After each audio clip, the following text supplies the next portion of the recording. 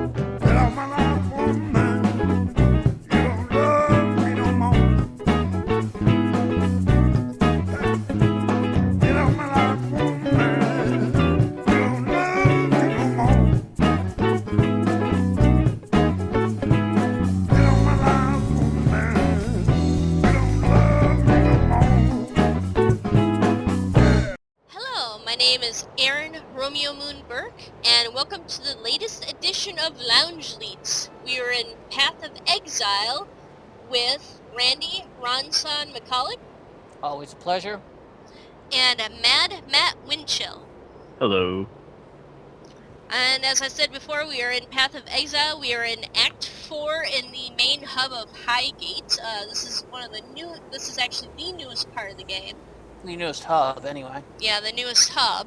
Act 4 being the newest act for the game, and it's one of the it's really in game. It's wraps up the storyline and everything, and it's quite challenging combat as we've just gotten done going through Doreso's Dream and the arenas there. I'm here with Matt and Randy. What would you guys like to talk about today? Well, one of the big elephants in the room, I guess, will be comparing this game to its spiritual ancestor, Diablo 2, and then Diablo's 2 successor, the current Diablo 3. Mm-hmm. Exactly. How'd you guys hear about this game? I heard it from you. I think I saw. Oh, what was it called? Casty One's show. MMO Grinder? I think I saw it on MMO Grinder, heard about it from you around the same time, and I think I might have saw it from Toll Biscuit just a little bit before then. Mm-hmm. So I was sort of aware of it. We've also gotten Barry in on this game, too. A little bit. When he hasn't been trying to get us killed, that's for sure. Harry! Barry! So we've all got different classes here. I'm playing the Templar. Rand, what are you playing? I am playing the Marauder, and he has the shiniest meat bicycle. And Matt is the Archer? I think that's what they call it, right? Should probably bring up Archer. your character sheet. Huntress, maybe. Huntress. Okay. Something along those lines, yeah. And Rand, I have a wolf pelt for a head. yes, that is awesome. I just look like your typical paladin type with the open armor. Ho-ho! And Rand has chose to go helmetless, not that, you know, he really needs the armor as he is basically a meat shield. Oh, I could put the helmet on. Ah, there you go. Thing is, it makes me look like an Uruk-hai, so... I mean, seriously, I could, if I had this costume for an orc in Lotro, it would basically... I would basically be playing out the movie. Find the ring bearer! Yeah, okay. Yeah, my thing is mostly, I use energy shield for protection, and apparently Templars are the heaviest hitters when it comes to elemental damage. Like Unfortunately, like 90% of the bosses in the game resist elemental damage. Except that Yeah. my part of the tree, I can actually eat through their defenses, so their resistances, I can ignore some of their resistances Oh by yeah, the if time. you got the right stuff on your tree, you can debuff them completely, and that wouldn't matter. Mm-hmm. Yeah, which is what I've been doing. So, if you see me running around throwing curses and making people explode into purple stuff, that's... purple smoke, I should say. They're just disappearing. Like magic. Are you guys pretty comfortable with your classes that you've chosen? Yeah, I've played around a bit with a few other classes, but I like the Marauder for its capacity to just soak damage like nobody's business. Hunter's a little bit squishy for my taste. Yeah. Just a wee bit. Probably Matt dies a bit. Probably a better team, or just you gotta deal with dying and coming back. Yeah. Yeah, this is not the character for higher level rank stuff. Well, it is if you can move fast. It might also be your movement speed and your attack speed. I get Like- nothing but. Mm, It's all my chain ever wants to give me is here's more attack and movement speed. Here's more attack and movement speed. which is why you can outrun me and Randy. We're just like lagging behind, and you're halfway across the map already by the time you die and have to catch up with us. And by the time you get to where I died, I'm already caught up to you guys going, what Yeah, took you so long? I died 3 times. That's 3 times, why can't you just get over here? God! It's not my fault if you're not waiting for the tank. But yeah, it's like Rand said, I noticed this game was pretty popular around the time that Diablo 3 first debuted on PC. Because I had bought Diablo 3 and everyone was talking about it, and it seemed like everyone was genuinely fairly happy with the PC release, and then Chaos D1 did his video on it, and I thought he mentioned how some people were unhappy with Diablo 3 and were turning to Path of Exile instead. So I decided to give it a try, and I actually really enjoyed it. And I enjoyed it more than Diablo 3 at the time because, for one thing, no one was playing Diablo 3. None of my friends wanted to dump money into it or anything like that. So, Yeah, whereas this was a free-to-play game, and people could, join me on it whenever they wanted. that's where we have to draw the interesting facts up about what was going on around that exact same time. The time that Diablo 3 came out, this was also getting out of being like an early release and was being an official release at the same time. Also, Torchlight 2 was coming out at the same time. Yeah. It was kind of the era of the Diablo clones, or the action RPGs, I guess they call them nowadays. Yeah, that was about a year and a half ago. Mm-hmm. I I thought it was more than that. It was probably 2 years. Maybe 2 and a half. About 2 years. Yeah, I know the console version of Diablo 3 came out about a year ago.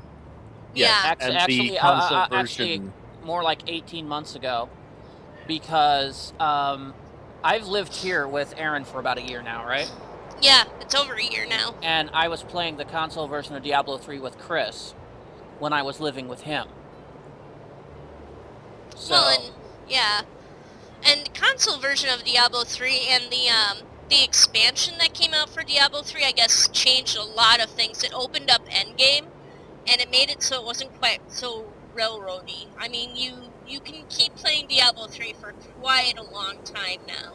Because there's a bunch of, can't remember exactly what they added to it, but it's basically alternate advancement options that you can do. In particular, from what I heard, especially for the console, well, first of all, when they first put out Diablo 3, they wanted to have this market system where we could sell, like, rare items and stuff, and try to make real-world money out of it. Yeah. However, that required DRM to be on almost all the time. Yeah. And that quickly turned into a huge backfire against the original copy of Diablo 3, which is why a lot of people got pissed off at it. Yeah. Because the damn thing just wouldn't work the first day, or the first week for that matter. So that actually became such a big thing that became a controversy that Angry Joe had for his show at the end of the year. Oh, yeah. And so what happened was not only did they finally eventually just completely cut out the store because it was worthless, because people are sick and tired of that bullshit, the entire system just went nowhere. But also, when they did the console release, the first thing they did was not only keep it DRM free, which was the smart choice, it allowed you to decide more easily than the PC version whether to be online or offline, and it also added a new feature where you could actually have like a dodging system, apparently. And that apparently added worlds of difference between the PC and the system port, whereas the system port became officially the more superior version, which is kind of rare. Yeah, that's extraordinarily rare. I mean, you keep hearing people talk about the PC master race and how much better graphics and animation and all this other stuff is on the PC versions of games, and here you've got Diablo 3 where the console version is actually now considered the superior version, or, well, I guess the expansion is also available for PC, so it's you know. I'm not sure if they've added the dodge system into the PC though. They have not. They have not, so it's still, the system is still the better version, which is why most people won't buy it on PC. Wow, yeah. It's So that's why pretty much everyone has looked at Diablo, particularly the PC version on number 3, and just went, nah, we're done with that. No, well, it's gotten a comeback now on console. Well, yeah, in console, again, I'm talking about PC. Console, however, oh yeah, people are storming to that because that's where that's the only place where you can find a decent Diablo game. Okay, so we're talking in circles right now, so let's get off of the console version. Well, I was going to say one thing. I've never played the PC version of Diablo 3. I have not. I have looked at what people said about it. I had no money at the time, so it really wasn't that interesting to me. I played the PC version of Diablo 2 quite a bit. It was one of those games that ran on our computers back at the help desk. So frequently, one of my coworkers and I would team up over the summer and play the crap out of Diablo 2. Myself and you both know my friend Fred. We were huge Diablo fans. I've never played the original Diablo. Those hours just playing Diablo 2. When the expansion came out, we literally picked it up when it first released. We wanted it that badly. Yeah. Like, I remember seeing the people at our comic book store, one of the clerks was constantly playing Diablo 2, you know, instead of actually waiting on customers. Because, you know, Oops. it's not like you're trying to sell Yu-Gi-Oh! Or Pokemon cards or Magic cards and trying to show people how to play the game or talk to them about the value of what they're trying to resell to you and Nor stuff like anything, that. right? Just ignore everyone. You'll make enough money. But anyway, I would sit there and I would watch him play every once in a while, and it was kind of cool looking. And I was like, Yeah. oh man. And of course, he would always bitch and moan about how hard it was to play and everything, because he would always solo, as far as I could tell. And that's how the majority of people would normally play it, even for Diablo 1 and 2. However, occasionally, if you're like looking for better gear, or you actually had friends you knew and you can actually team up with them on a regular basis, that's the route you would also go. And You just found yourself not unable to trust random people that played because they'll just run off of shit. yeah, and and it's actually thanks to Diablo 2 that I got into gaming in the first place. I had a bad day at work, and one of my coworkers was like, well, you know, come over to my place and I'll show you how to play Diablo 2. So I picked up a copy of the battle chest. It was actually a copy of the battle chest for Diablo that had the original Diablo game in, along with Diablo 2 and Lord of Destruction, which they don't do nowadays, apparently. You can't get Diablo 1. Yeah, I don't because think so, Blizzard's a bunch of anyway. dicks. Well, they might have other plans or might have other reasons for doing it. Maybe they intend on I a think they're just future lazy. release. Well, it could be a future release. It's a compatibility thing. Yeah. Compatibility can be fixed easily. Not really. I can play Ultima 1 just fine, and it's older than Diablo. Old DOS games are one thing. When you have that coding that was originally like Windows 95, it comes up with a bunch of issues. I can play any of the Ultima games just fine. I can play... let me finish. I can play any of the Legacy of Kain games on my computer if I want to. Why do they ignore Diablo? It's not just Diablo. There's a bunch of games from that 95 era that has a crap load of compatibility problems that just, whenever they try to fix them, it causes bugs. It's not just Diablo. There were a bunch of Star Trek games that came out at the same time, never got converted. There was a bunch of early MechWarrior game, MechWarrior 2 series, never got reconverted. And it's all because they were originally coded either for very late version DOS or early version Windows 95. And the conversions have all been glitchy. Anytime they've tried to do patch the conversions, they wind up with crap load of bugs. It's because they were... Most of the stuff that age is still on GOG and it works fine. I looked. I didn't see it. Well, I said most of the stuff that era. You have to actually talk to GOG and actually see if they can get the rights before they'd actually carry anything, or they are also probably seeking out stuff themselves. But sadly, GOG doesn't carry anything Blizzard, so I don't get the feeling we're going to see any of the old Blizzard stuff anytime soon yet. Ah, wow. GOG got Starfleet Command Gold Edition. Oh yeah.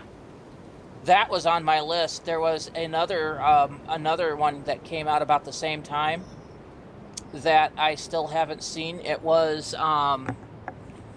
by the same company, Interplay. It was their first attempt at making a resource style game like Command and Conquer. And I remembered the fact that when we moved over to 2000 machines, that sucker didn't play, and they dropped that sucker like a hot potato. Oh well. I loved that freaking game too. Yeah. But yeah. So also at the same time that as we were previously mentioning that Diablo 3 and this came out, there's also Torchlight 2. Torchlight 2 came out. They already pre-built it with the choice to play multiplayer, single player, without DRM, and also was, I believe, somewhere around $20 to $30 cheaper than Diablo 2. Well, and It was super cheap, and it did not take up as much space at all as Diablo 3. Like, it took up a fraction of the space, as well as the Path of Exile. This takes up like 5 gigs, I believe. Something So like that. it's a fairly small game, and it's got a ton of replay value in it. Mm-hmm. So, and replay value comes in as crafting and in the skill map, I guess you would call it. The skill map and where your characters start off, depending upon the class you pick. So yeah, already Torchlight started off cheaper than Diablo 3, more stable than Diablo 3, and already had everything you wanted out of Diablo 3, except for maybe the style. The visual style was probably the one thing that out of all of these franchises that seemed to be a bit off, except for Path of Exile here. Path of Exile very visually emulates Diablo 2 almost all the way through. Yeah, it really does. It's obvious that the people that created this were huge Diablo fans. And wanted to come out with their version. And when everyone else is releasing cartoony, silly-looking versions of the exact same idea, when you decide that the more realistic full 3D route is a better idea, that kind of stands out amongst the others then. You can actually zoom in pretty close on your characters in this game. Which is also something you couldn't do in Diablo 2. You know, this stuck at that same camera. This is their only game too. Grinding your games, yep. Yeah. Yeah, it's I've been pretty happy with it. Like I said, do you guys want to go into the skill map next, or do you want to talk about crafting, or just grinding through levels? Or the skill gems, if you want to. I guess we could talk about the skill tree a bit more. Yeah. Yeah, the one thing that does differentiate it the most out of all of them is also that particular skill tree, hitting the P button to open it up. And really, the only thing you can compare it to is if you've played Final Fantasy X. Yeah, pretty much. The skill tree is this huge, massive spider web of little nodes and lines that you have to try to basically connect the dots as you get skill points and find what you're looking for amongst everything. Like Final Fantasy X, if you go to the border of your skill tree into somebody else's, because this massive spider web contains every single character class and their starting and endpoints. But if you go beyond yours into theirs, you will start learning some of their skills and bonuses. A lot of the little nodes are just little bonuses, like +10 to strength or that. But then you get these super nodes, which give you multiple bonuses. And one of the new additions to the Awakening, which is the expansion for Path of Exile, is the fact that we now have jewel sockets in our skill tree. Actually, yeah, I have one of those on mine right here. With which you can socket jewels into your skill tree, and they augment either in a radius around them or in an entirety.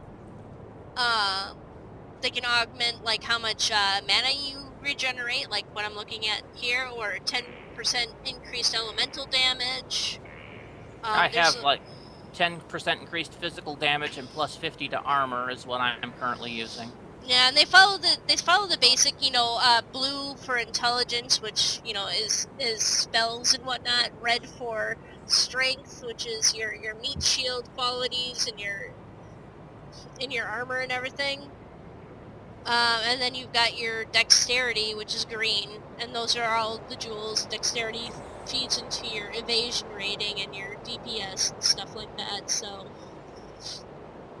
Yeah, it really does feel like the Final Fantasy skill tree in a way, but, a little bit. It's a bit different.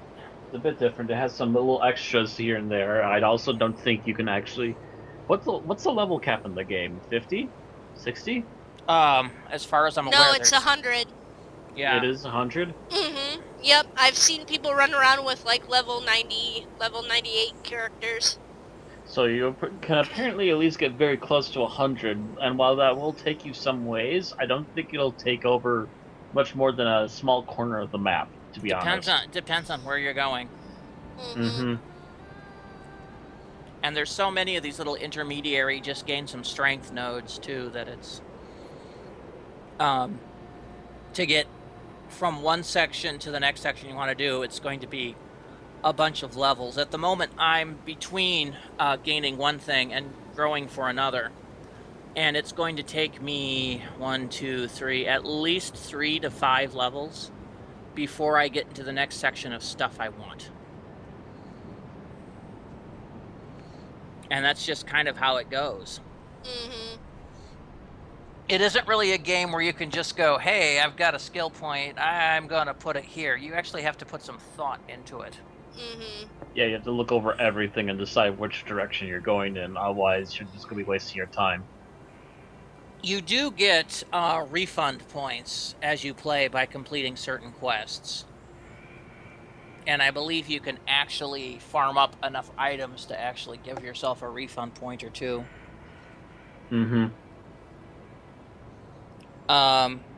So if you do decide you go one way and go, oh, no, that's not what I want to do, you can eventually undo it. But if you decide that, like after level 1, it's one thing. If you decide it after going 6, 7 levels in a direction, it's going to take you a while to get those refund points. Mm-hmm.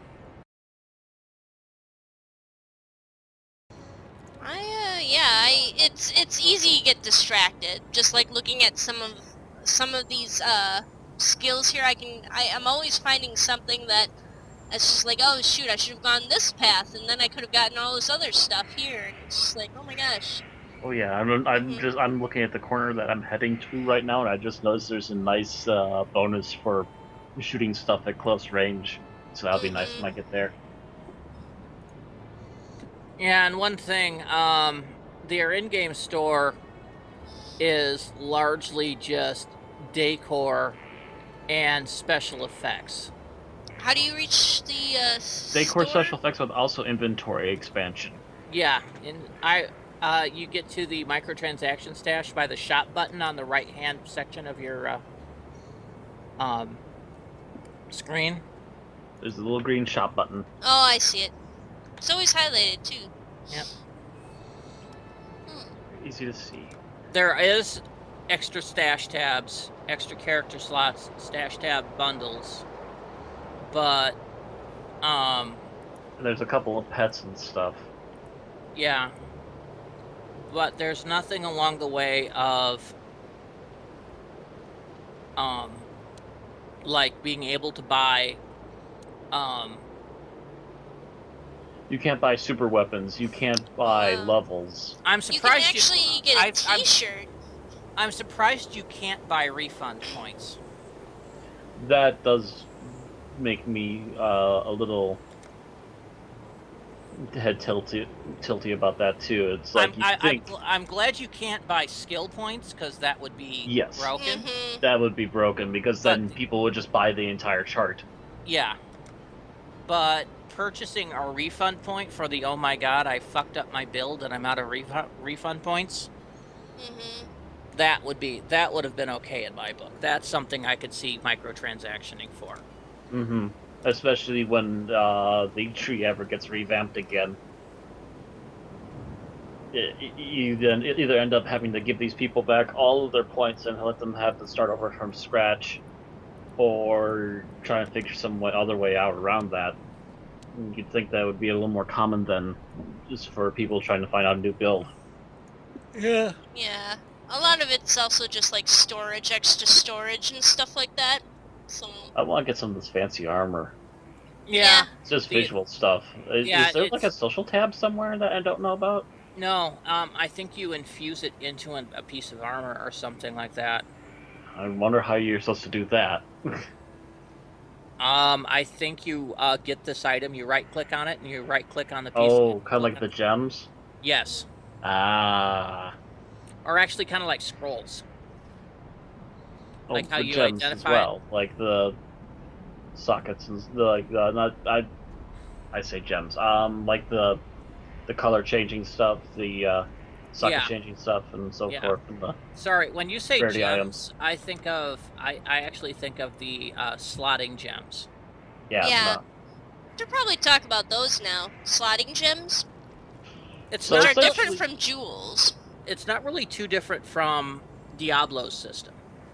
Not You're- too much, except for a major fact that instead of actually using your tree to actually gain active abilities, it's only passive, and then the sockets that you fill with gems inside your weapons and armor are the actual active abilities your character can use. Correct. Mm-hmm.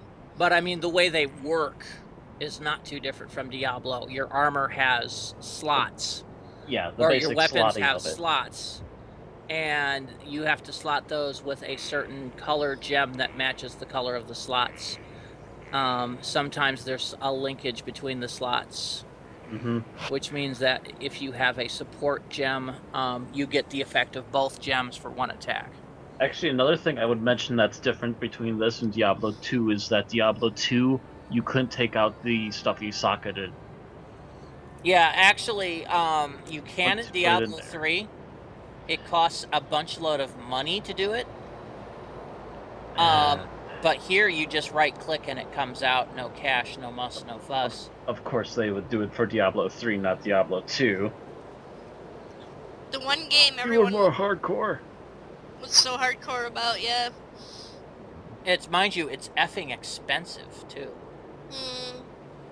In Diablo 3, you have to take it to a certain guy and have them remove it. And sometimes, I can't remember if it's the fact that you can just get it removed or if you have to figure out if you want to salvage the weapon or salvage the gem. I think it was you had to either salvage the weapon or salvage the gem. Yeah. I think so, because I thought taking a gem out of a socket in Diablo 3 meant that you destroyed the weapon or the gem. Because I can't remember if that was also true of Torchlight, too, because I think you could choose to do one or either in Torchlight. I don't know about Torchlight 2, but I played a little bit of the original Torchlight. Basically the same as this, basically the same as Torchlight 2 and of course Diablo and everything, but single player. But yeah, you guys were talking about selling stuff. What do you think of the barter system in this game? I hate it. It does it's interesting, but sadly it also gets really annoying. Well, Right. it gets really stupid at higher levels. Mhm. Okay, so the average turn-in for a common weapon, a white weapon, is 1 scroll. That's independent, or 1 scroll of, or 1 piece of a scroll of wisdom. 5 pieces equals a scroll. That price doesn't change whether it's a level 1 weapon or a level 90 weapon. You change it into the guy, you still get 1 piece of a scroll of wisdom. Yeah. That's insanely stupid. It really discourages you to try to do anything, whereas, you know, the cost of the weapons that you're purchasing of them seem to go up as the weapons get better. But not your resale rates. So that's kind of annoying. Did you run off, Aaron? I'm checking out the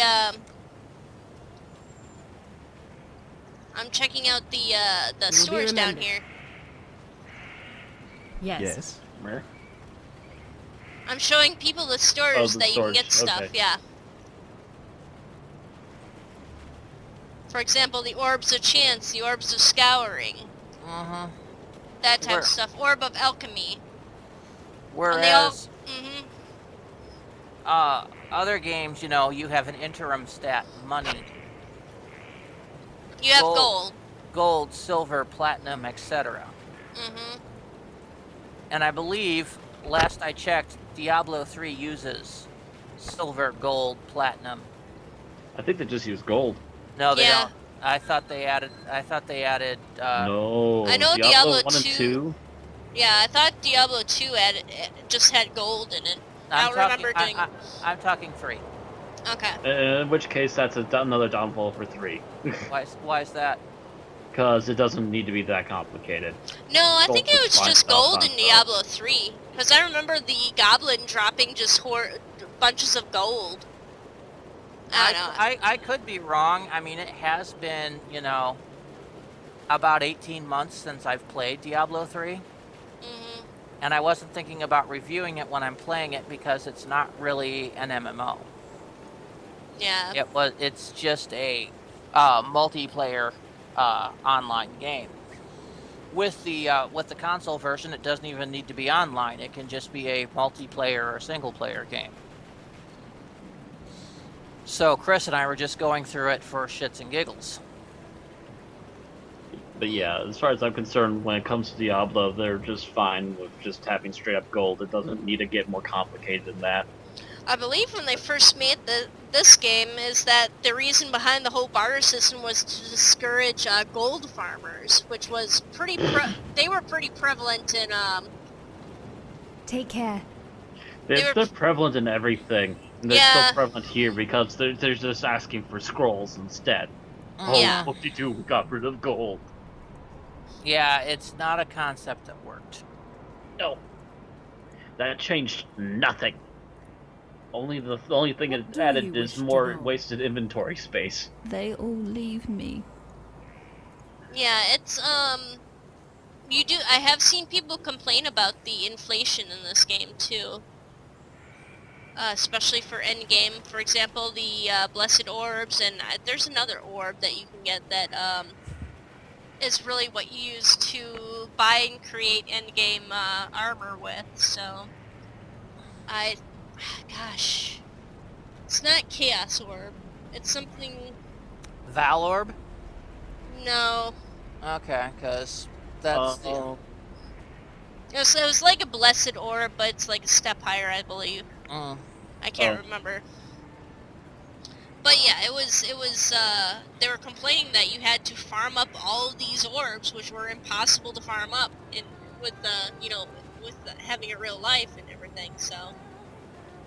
I don't know, it was interesting. As long as I have a meat shield to defeat the bad guy with, I'll be fine, but. And then, of course, new addition to the Awakening is the divination cards. Yes, I was just looking at those. I find them to be a waste of space. Tortured, yet unbroken. Yeah, basically what you turn them in is for, like, weapons and items and stuff. You collect them, you can only find them in certain areas of the game. And you need a crap load of them. Yeah, you need, like, anywhere from 6 to 8 cards minimum, I think, for some of these items. Like, minimum I've seen is 5. Okay. I have one here that only is like one of 3. Oh, okay. So I was wrong, but the problem is they're rare enough that it's going to be you have to play an awful lot or purchase the cards, because I think you can, I don't know, can you actually purchase them? Well, yeah, from the shopping channels. Yeah. Actually, isn't there a guy in the last hub that sells them? No. No, he combines them and gives you the item for them. He's the one that you turn them into. Yeah. Arg. And he requires a crap load of them. It's kind of a really convoluted system to get weapons and armor when, you have to sit there and farm for days to get enough cards to do it. Yeah. And, like, a lot of that stuff, I don't know if it's really worth it. I don't think it's, maybe it is. I don't know too much about them. I've got one Tabula Rasa one. So... I have 2 divination cards. One is 1 of 5, and it will get me an axe. Big deal. And the other one is 1 of 7 and gets me 3 chaos orbs. Ooh. 3 chaos orbs. I've got 6 in my inventory. Yeah. My one card that I found so far is a plus 20% quality to an item, I assume. Yeah. Oh yeah, that's right. I got that Shiver Sting Bastard sword. But it's like, that's the other thing, is that a lot of these items, I believe it goes regular, magic, unique is the yellow items, and then rare are the orangish, brownish ones. And the rares, I was making commentary that I don't see a lot of rares dropping. I mean, obviously they're not going Ah. to drop all the time, but since I last played about a year and a half ago, I found like a couple of them, at least 2 or 3 of them, and here I'm lucky if I find one. So they've kind of decreased. I think maybe they decreased the drop on that, but a lot of the times these rare weapons are only good for lower to mid-level characters, for like when you roll in alts. Yeah, they need to make the higher level stuff available, and they also need to make it a little more prevalent because everything else drops like water. Yeah, the RNG in this system is horrible. When you're in the middle and the end of Act 4, and at least 2 of the 3 weapons that dropped are levels from Act 1, there's a problem. Yes. You should start seeing level 2 or Act 2 items at the tail end of level 1, like the last couple boards, and you should stop seeing Act 1 items 2 to 3 boards into Act 2. And the same goes from Act 2 to Act 3 and Act 3 to Act 4. By the time you're in Act 4, you should maybe very rarely see an Act 3 item. But you should not be seeing Act 2 or Act 1 items. That's basic common sense. Yeah. So that's definitely on our list of what we least like about the game. Was there anything else you had a problem with? I'm trying to think of what they were right now. I know it's pretty easy to get overwhelmed by enemies. Yeah, Oh, yeah. but that's the way these games work. It holds Yeah. true for Diablo as well. Yeah. Diablo, to some extent, they at least have the common sense to, if they were throwing big numbers at you, they wouldn't overwhelm you with hit point wise. Whereas this game kinda wants to overwhelm you and crush you like a fine grape. I don't know. I remember that same thing swarm deaths happening to me in Diablo all the time. I do like the Not as fact much that as you it's don't. in this game. I like the fact that you don't lose quality on your gear when you die That's or a over bonus. time. Yes. There is no Durability, item wear. getting rid of durability is a wonderful, wonderful thing. Also, not having to collect arrows, because God help you if you're an archer class and you need to keep collecting arrows. I think they learned their lesson with World of Warcraft with that one, because I noticed in WoW, like the retail version of WoW versus the vanilla version of WoW, they got rid of that, where you have to keep track of your projectiles. Mm-hmm. So. Technically, it's more realistic that you have to keep track of your projectiles. Mm-hmm. But yeah. Except how realistic is this game? System-wise, it's utterly stupid. Yeah. And that holds true for any game. It's a complicated, you're complicated and you're spending a long time between, going to there. The only time you should worry about ammo conservation in a game is when you're doing like one mission at a time kind of thing. Mm-hmm. One mission, restock, like you're an actual military unit, not wandering wandering around. I know, they have you do it in D&D too. It annoys the hell out of me. Yeah. Well, in D&D, you have a little bit more control over, I'm chasing a ring-tailed doing. lemur around the store area. I do like the little side things you see here. The lemurs, the little wildlife that they have wandering around. The environments are kind of fun. I wish you could explore them a little bit more. Well, I guess you can by going through the dungeons, but still. Like, I want to go in here and kind of talk to this person taking care of the giant chickens, apparently, that they ride on. Yeah, the levels are all pretty much cookie cutter. Yeah. The It is hubs kind are of, always exactly the same. yeah, and it is kind of fun to go back into a level after the map has been redrawn, because they do redraw the maps. Nothing really stays the same too much. You can Like, get a they'll general sense flip-flop of the maps every once in a while, and they'll respawn the enemies. You can get the general sense of where things might be or usually will be placed, but you can never tell what the exact lay of the land is going to be every time. And they redraw about every, 10, 15 minutes? No, more like every half hour or so. No, it's more like 10 to 15, 15 20. minutes. Really? Yeah, Okay. Yeah. somewhere in there where it's as long as it's unoccupied. If you camp in the map, it'll stay there indefinitely as long as you're still logged in. Yeah. We ran into that trouble before when we had a bunch of portals open and were selling stuff, and no one bothered to stay down in the dungeon. And suddenly the portal's all closed because the map got redrawn. Yeah. Instancing kind of simultaneously, I can see its use and it annoys me. Instancing in for these mission maps, I perfectly see it and I agree with it. Instancing in the main cities, that's a little more annoying to me. How many times have we gone to get into a team and for whatever reason one of us can't get in the same instance even after we're teamed? At the same time, there's so many people on the game, you don't want all of them in one city. Never seems to stop other MMOs that have no instanced big cities. Yeah, I've seen these levels with a lot of people in one instance. It gets pretty laggy pretty quickly, actually. You have to understand that this is kind of an independent MMO. It's really grinding gear games. I don't believe they're that big of a studio. Like I said, this is their only game. Yeah.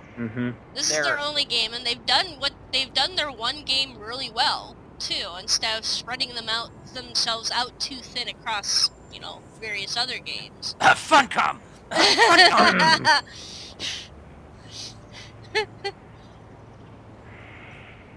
So how is that Lego mini game coming?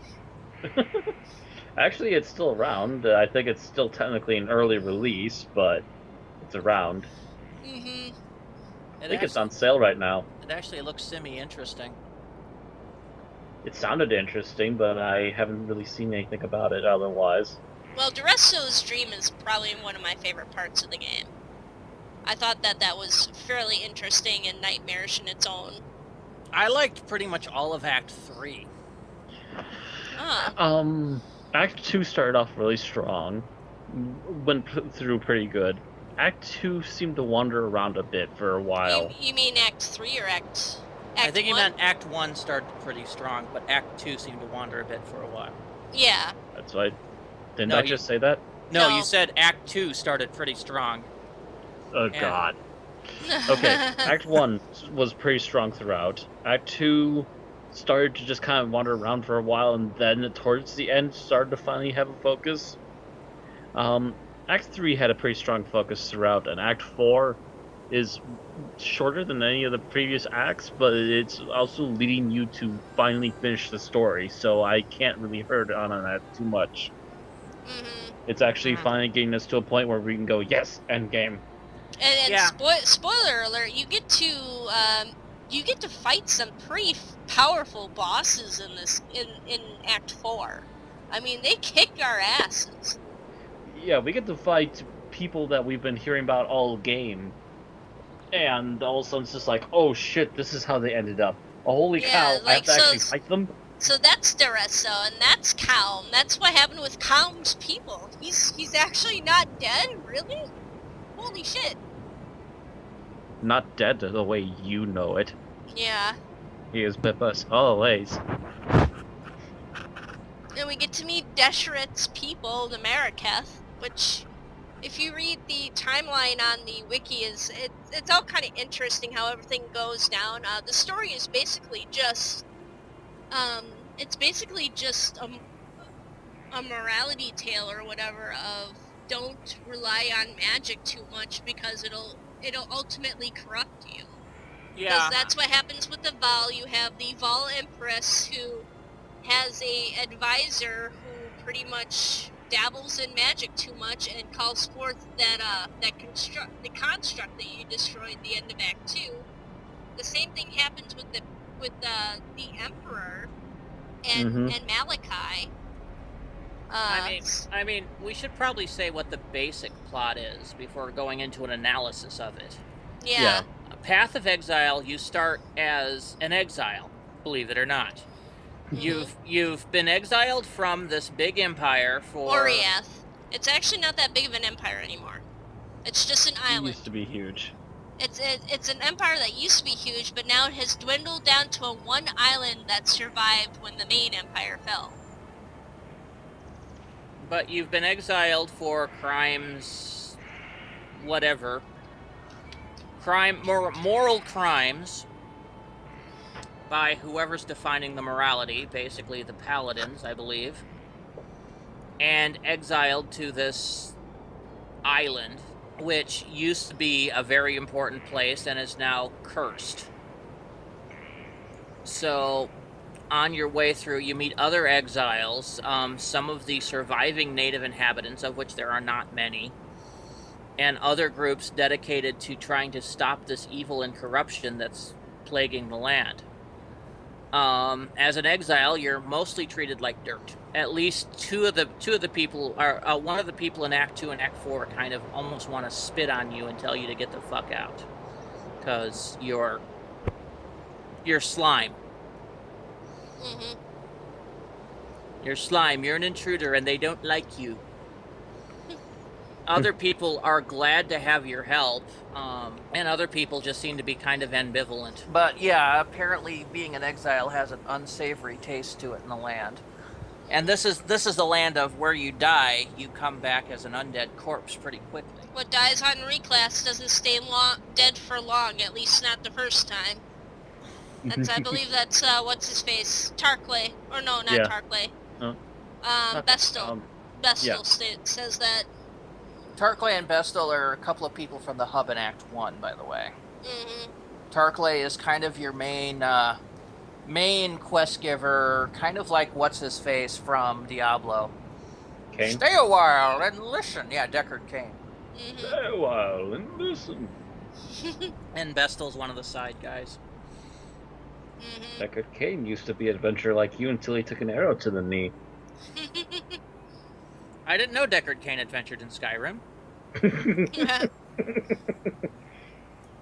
Speaking of crossovers, Matt has a theory about a crossover between Diablo and Path of Exile. My idea is that I think they may have come up with the plot of this as sort of a fan fiction and then just made it its own thing. But basically, the end of Diablo 2 ends with you smashing the soul gems and destroying all the primevals. In this, we have people who are bringing back a lost art of gem making in order to give you skills and abilities, and then people started experimenting too much with it and combining it with magic, resulting in the awakening of this creature called the Beast, which one might construe as maybe more or less a culmination of the primevals in a new one creature form. An ultimate primeval form. More or less. So that's kind of interesting. I forgot about the soul gems in Diablo. I forgot most of the story in Diablo 2. I can't forget those. They're the reason Diablo 2 even exists. Yeah, and they were largely ignored for the plot of Diablo 3 because some of the primevals were back. Somehow. Yeah, I never knew if anyone ever actually explained how that happened, and as far as I'm aware, it's only kind of meh. It's probably just a bunch of hand-waving just to have an excuse. Who plays Diablo 3 for the storyline anyway? You silly people.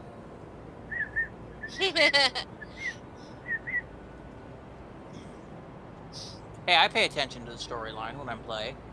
Have you read any of the novels, though, for Diablo? No. No. apparently Path of Exile has a graphic novel that has come out. That makes a lot more sense, though. Yeah, that makes sense. I don't see novels for these kinds of games, but graphic novels? Oh yeah, I can see that. Well, Yeah. you know, with things like Diablo, somebody will do a novelization of the game. I have seen that kind of thing before. Well, it's one thing to Baldur's Gate, novelize. Baldur's Gate 2, both I think had novelizations. It's one thing to novelize the actual game itself. It's another thing to randomly make up bullshit lore, Yeah.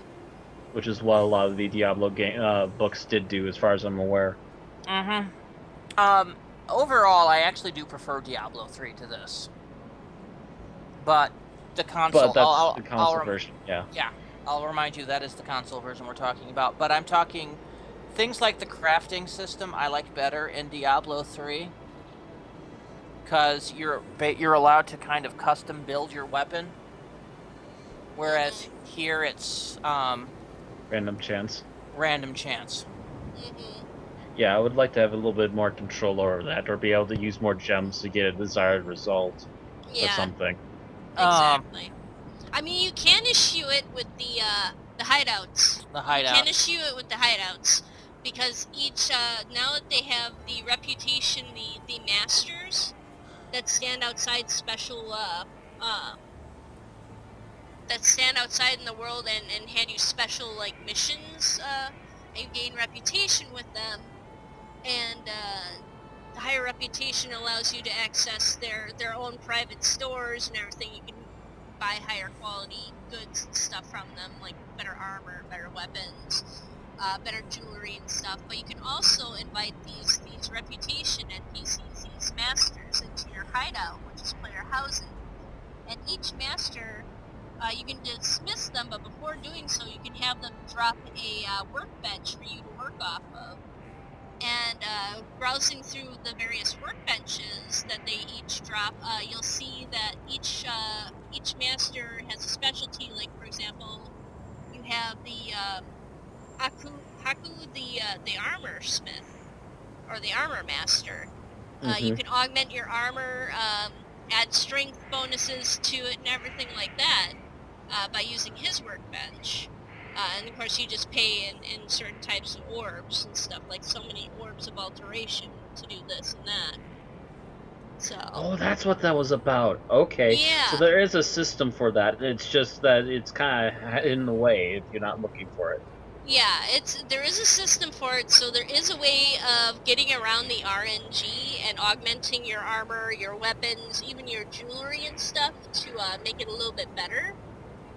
It's just a matter of raising the levels on those reputation NPCs and getting a hideout and getting them inside your hideout. I believe at reputation level 3, you can have 2 of these masters stay in your hideout until they're dismissed, and they'll continue to offer daily missions. And once you reach reputation level 7, you can invite 4 out of these 7 masters into your hideout.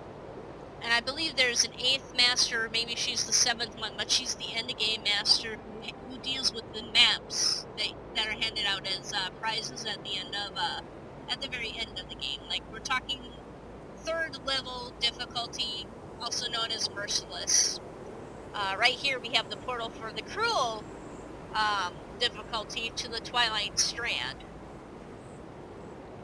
Matt can't see it yet because he hasn't quite finished Act 4 yet. Aaron and I have finished Act 4. I've done a little bit in the Cruel Act 1. And it's... The one thing, and Diablo does this too, where you beat it in one level and you do the same thing with difficulty, is you start sucking repetitiveness. Hang on, I accidentally went through the portal. Oops. Brilliant, Aaron. Oh, Brilliant. hey, it actually restarted. It restarted for me. Yep. But I can still go through the waypoint. No, I mean, it restarted the quest. Like, there's the Dying Exile is on the shore here. Yep, because that's the beginning of the map. But I can still take his mission. I already did his mission. He's got an exclamation mark over his head and everything. Good for Eh. you. Yeah. You don't really get Yay! anything real special for that mission. Yeah. I'm coming back to Highgate. Oh, wow, I loaded pretty quickly here. Yeah, because it was the last map you were on. Yeah, there. Oppose beside it. Oars. Who's?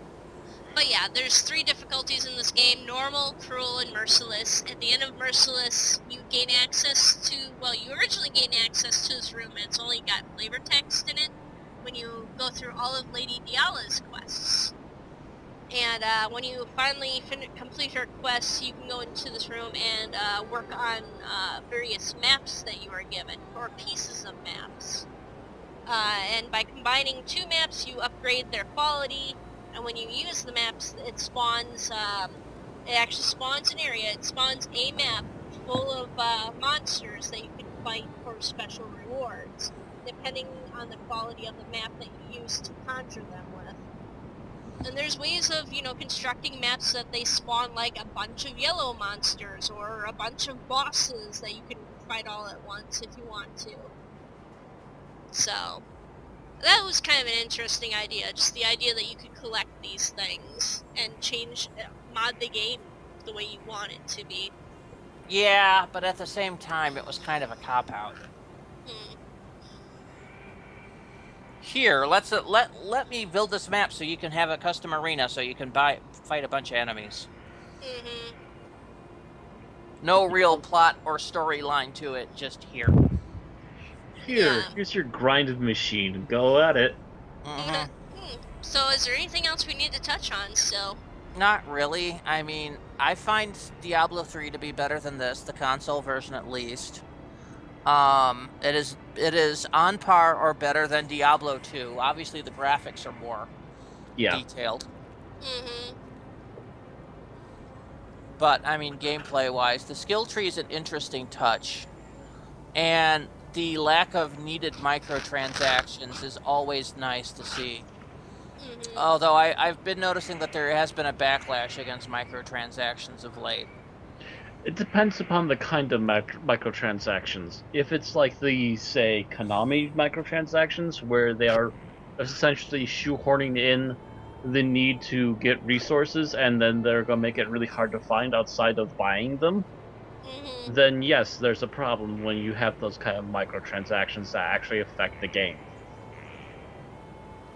But if it's going to be little things like just extra inventory for space holding, or extra social armor for making your shiny current suit look like a huge, nice penultimate end game suit of armor, then by all means, go ahead. Well, I was saying that because even some of the app games of late have been going microtransaction light. Well, that's the biggest problem with app games, is the fact that they were considered freemium games, or... I was thinking, Fallout Shelter in particular, something that we've all been playing in our spare time, really has no necessary microtransactions. Mm-hmm. Didn't stop me from buying $10 worth of stuff today. I bought the 40 lunchbox and the 5 Mr. Handies that you can get for $10 for all of that, so it's pretty cool. Yeah, the Mr. Handies in particular are nice because that means I don't have to keep logging in every 20 minutes and pulling resources out of my vault now because Mr. Handy's dealing with it. Meanwhile, I have to do this all for free. Dang it! Yeah. Oh, well, we didn't talk about the Scion class. Yeah, the Scion class is kind of interesting. It's the one that's unlocked at the end of Act 3, right? Yeah, you have to rescue the Scion at the end of Act 3, and it unlocks the Scion class as a playable class. That's what that was. Okay. Yeah. The Scion class is literally a jack of all trades. The skill tree for the Scion is in the dead middle of the skill tree. And you can choose whether they're going to go magic or weapons and what kind of weapons. So, Choose your destiny. kind of. If you look at the middle skill tree, Aaron, if you open that up and take Yep, a look, I have it up. you'll notice a bit outside you've got different things marked path of. Path of Savant. Path of the Warrior, Yeah, Path Path of the of the Hunter. Warrior.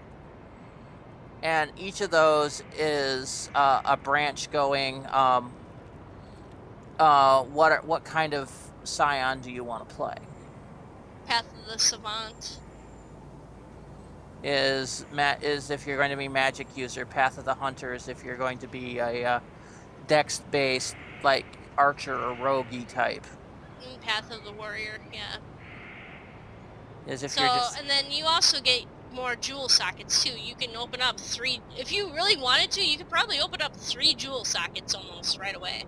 You can open, unlike other classes, you can open up a jewel socket at level 1, or it's just 2, 3, 4, 5. At 5, 10, and 15, you could suddenly have 3 jewel sockets running. Which, if you have the right jewels for it, would actually be really handy. And since since your store is account wide, if you've gone through up to Act 3 on another character, you may actually have some jewels. It puts you at a remarkable advantage, because that means, you're going to be really powerful right off the bat. On the other hand, you have to spread yourself awfully thin to get all 3 jewel slots. And it's going to take then it's going to take you a while to recoup back into finding something a way you're going to go with all of that. Well, if you focus, you could do mana, and then you could do spell damage, and then what you could do is you could go into the block recovery. Or no, not block recovery, but you could do melee damage and strength. And get to it through there too. So you can do, you essentially you make a Templar build, but it's probably a better Templar build than the Templar. Oddly enough. Yeah. Well, she is the Scion, so... I'm planning on fighting my way down into the beginning of the Siren build, because I know Way of the Warrior is something I'm probably going to be grabbing at some point. Yeah. Because there's that whole section there of 5% increased max life, which I'm looking at going, oh god, that's tasty. So yeah, overall thoughts about the game? Shall we introduce a rating system, 1 through 5? Like we do with Unearthly Podcast. It's kind of hard to do, because a lot of MMOs are apples and oranges. Yeah, exactly. It's really hard to say. Like, this is the only ARPG MMO that I can think of. And it's hard for me to mentally classify this as an MMO. Oh, there's enough people. It's an MMO. Look at the chat spam. It's not it's the an chat. MMO. Oh, first of all, I don't look at the chat spam. I turn it off. It does. Yeah. But what I mean is, it's hard to wrap my brain around it, because I honestly don't see that many people. I see enough of them coming and going. I can understand it as an MMO. Well, it's technically an MMO. As I explained it before, this is more of a persistence MMO versus an open world MMO. Yeah. This is like if you've played Guild Wars, where the only time you see other players are in main social hubs, and then in the outer world it kind of you don't really see anyone outside of your team. That's what this is basically. So. Yeah, it makes it loses the MMO feel to me like that. Yeah, I know. It's not as intriguing as having a wide open world like World of Warcraft, even, you know. WoW or LOTRO or any of the other, like a lot of the MMOs we play are open world games. So. And yeah, what I'm saying is that because of that, and I grew up on the open worlds. I grew up on Anarchy Online. I grew up on City of Heroes, which was instanced to an extent, but nowhere near as much as this was. This is also kind of like Neverwinter, kind of. I don't know. But no, I would not compare this to Neverwinter. No, Neverwinter is not an open world MMO, that's for sure. No, but you see enough of parties that aren't your own traveling around the world that it's not really that unusual. Alright, so how about, do you want to rate it on good, bad, ugly? I would say just, would you recommend playing it or not recommend playing it? Yeah, recommend it? I would, yes. especially if you're a Diablo fan.